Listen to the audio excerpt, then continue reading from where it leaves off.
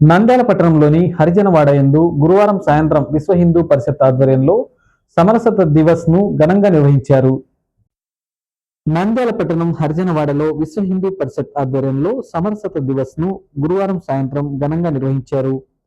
సంఘీభావం, సామాజిక సమానత్వం, సమరసత విలువలను ప్రజల్లో మరింతగా నాటే లక్ష్యంతో ఈ కార్యక్రమాలు చేపడుతున్నట్లు విశ్వ హిందూ పరిషత్ సభ్యులు తెలిపారు. సమాజంలో అన్ని వర్గాల మధ్య ఐక్యత, పరస్పర గౌరవం అవసరమని వక్తలు తెలిపారు. విశ్వ హిందూ పరిషత్ నగర అధ్యక్షురాలు సుహాసిని, విశ్వ హిందూ పరిషత్ సభ్యులు, మాతాజీలు, గురూజీలు పాల్గొన్నారు. విశ్వ హిందూ పరిషత్ నంద్యాల వారిచే సమరసతా దివస్ అంటే విశ్వ హిందూ పరిషత్ 1964లో శ్రీకృష్ణ జన్మాష్టమి రోజున స్థాపింపబడింది. ఈ శ్రీకృష్ణ జన్మాష్టమి రోజు స్థాపింపబడిన రోజు యొక్క లక్ష్యము వచ్చేసి సామాజిక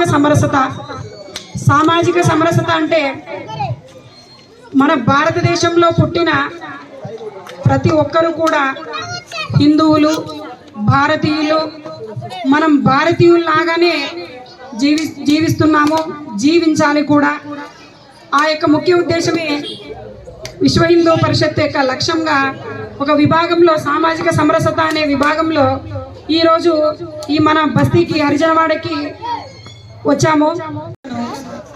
1969వ సంవత్సరంలో ధర్మ సంస్థ అనే ఒక పెద్ద సభలో స్వామీజీలు మనకి ఒక మంత్రాన్ని ఉపదేశించారు. మన భారతదేశానికి అంతటికి కూడా అందజేసింది. ఆ మంత్రం వచ్చేసి హైందవ సోదర సర్వే నా హిందూ పతితో భవే. రాముని ప్రతిష్ఠించుకున్నావా లేదా? ప్రతిష్ఠించి ఎన్నాళ్ళైంది? ఎన్ని రోజులైంది? 2వ సంవత్సరం, అంటే 3 సంవత్సరాలు పడింది. మళ్ళీ మనకు రామరాజ్యం వచ్చినట్టు లెక్క.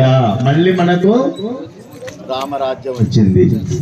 మళ్ళీ మనకు రామరాజ్యము వచ్చింది కాబట్టి రాముడు ఏలిన రాజ్యం మనది.